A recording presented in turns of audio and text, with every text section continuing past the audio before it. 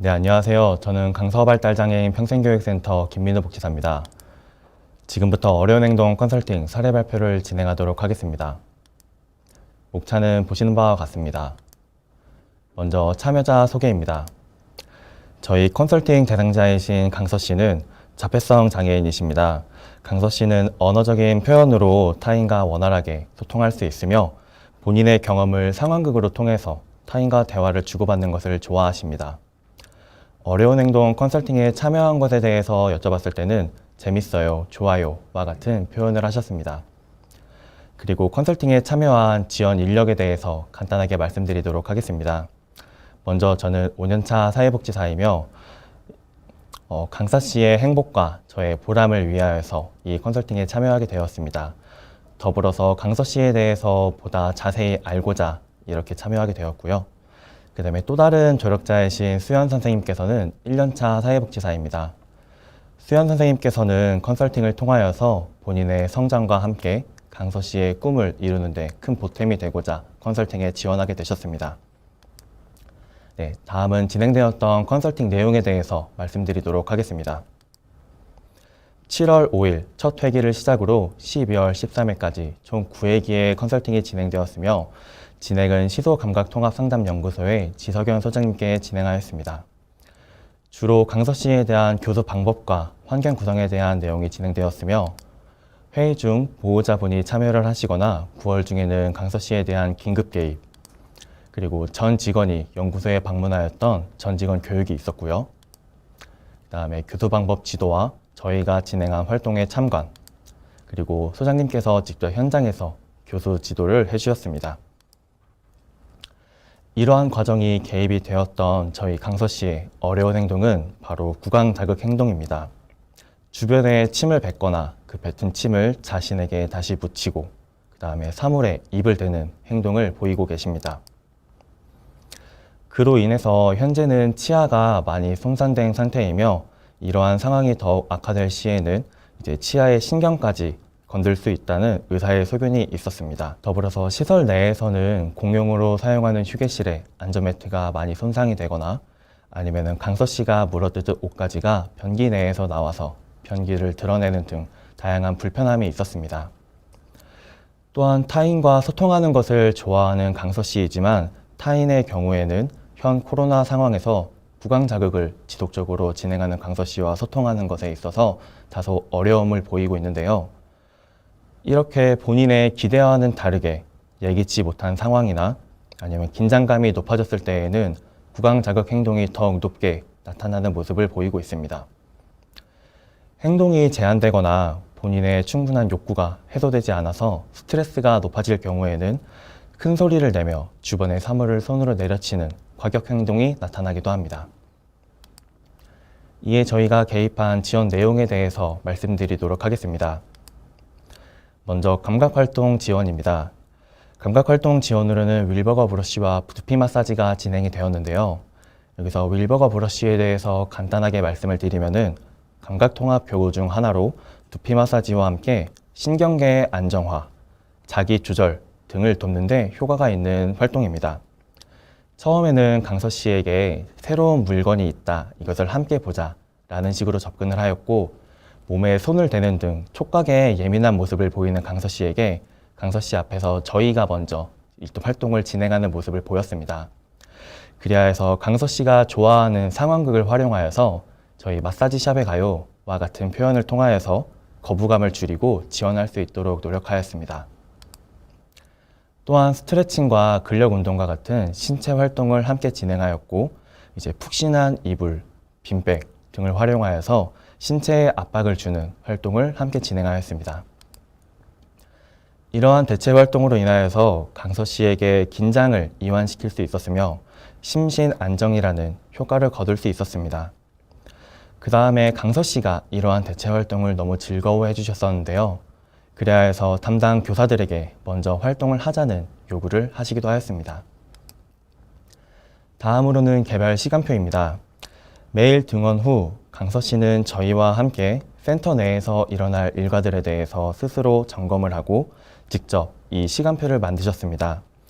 그래야 해서 하나의 활동이 끝난 후에 다음 활동이 예상될 수 있도록 시각화 자료를 활용하였고요.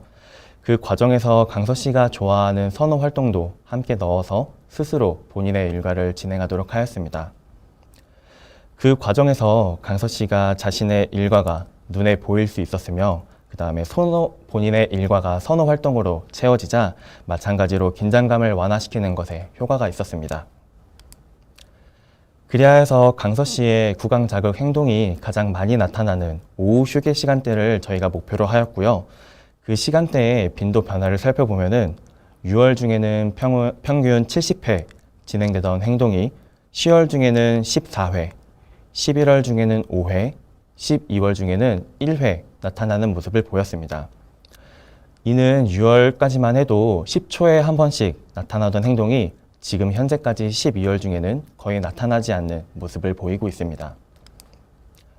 그 이외에 환경 구성과 관련된 지원 내용으로는 강서 씨의 자리와 휴게 공간의 이동이 있었습니다.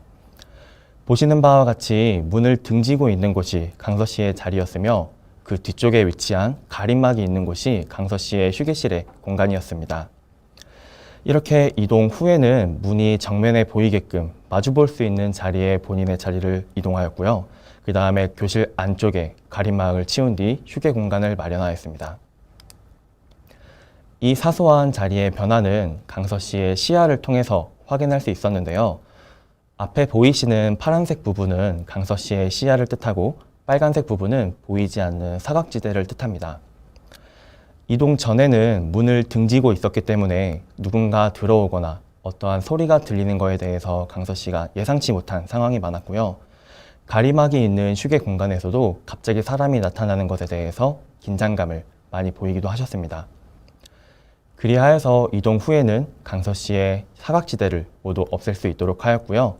자리와 휴게 공간에서 모두 교실 내에서 발생될 수 있는 모든 일들에 대해서 강서 씨가 모두 다 보고 예측할 수 있는 상황을 구성하였습니다. 앞서 그래프와 나타난 그런 수치들로 표현된 것이 아닌 저희 담당 교사관들의 논의를 통해서 가장 큰 변화로 뽑은 것은 바로 일상생활 중 표현의 변화입니다. 앞에 보이는 것은 강서 씨가 일상생활 중에서 자주 하시는 표현들을 정리한 것인데요. 컨설팅 전에는 나갈까, 없어요와 같이 본인의 불편함을 호소하거나 아니면 혼자 있고 싶다라는 표현이 하루 중 가장 많은 표현들이었습니다. 그러나 컨설팅 이후에는 강서 씨가 직접 활동에 참여하고 싶다는 말씀을 하시거나 직접적인 표현으로 마음이 편하네요와 같은 표현을 하셨는데요. 생활에서 긍정적인 표현과 밝아진 표정, 더불어서 직접적으로 자기가 표현하고 싶은 것들을 표현하시는 것, 이러한 것들이 컨설팅을 통해서 얻은 가장 큰 성과가 아닐까 싶습니다. 네, 다음으로는 컨설팅 소감에 대해서 말씀드리도록 하겠습니다. 먼저 저희가 꼽은 좋은 점은 중재기술의 습득입니다. 강서 씨에게 지원하는 저희의 모습을 실제 영상 촬영을 통하여서 담았고요. 그 모습을 다 함께 보면서 피드백을 주고받았습니다. 더불어서 소장님께서 저희가 활동하고 있는 모습을 직접 참관해 주시고 그 이후에는 본인이 직접 중재법을 시연하심으로써 저희의 중재 방법을 돌아보고 그걸 통해서 성장할 수 있는 계기가 되었다고 평가합니다. 다음으로는 격려 및 지지입니다. 소장님께는 컨설팅 기간 동안 저희가 많은 격려와 지지를 받았는데요. 그 중에 가장 기억에 남는 표현은 강서 센터는 회원을 존중하는 중재를 하시는 것 같습니다. 라는 말이었습니다. 현장에서 가장 큰 소진이 올 때는 내가 하고 있는 것들이 실제 잘 하고 있는 것인가, 그 다음에 회원을 진심으로 존중하고 있는가에 대한 스스로의 의구심이 올 때 가장 큰 소진이 온다고 생각합니다. 그러나 컨설팅 기간 동안 이러한 격려와 지지를 받으면서 지원자로서 자신의 역할을 다하고 있다는 생각이 들었고 센터의 핵심 가치인 환대정신과 존중을 잘 지키고 있다는 생각이 들어서 남모를 사명감과 자부심을 느끼기도 하였습니다. 반대로 컨설팅의 아쉬움으로는 연계성의 아쉬움입니다. 어려운 행동 컨설팅의 경우 당사자의 변화와 직원의 역량 강화를 성장을 목표로 하고 있는데요. 그 성과는 매년 많은 기관의 사례를 통하여서 확인할 수 있었습니다. 그러나 진정한 의미의 당사자의 변화는 당사자를 둘러싼 다양한 환경에서의 변화가 이루어졌을 때 큰 변화가 나타날 수 있다고 생각합니다.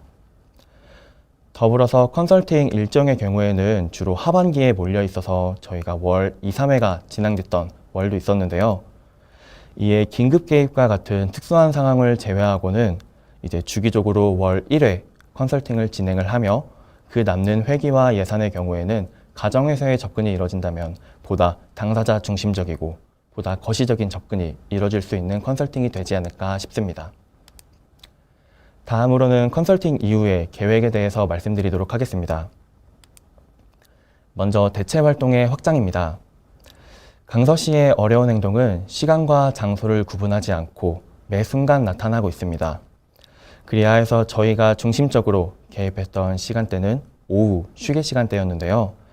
이에 저희가 개입했던 내용들이 보다 오후 시간대가 아니라 다양한 시간대에 개입이 되어서 강서 시의 하루가 즐겁고 다양한 대체 활동으로 가득하기를 희망합니다. 둘째로는 가정과의 연계입니다.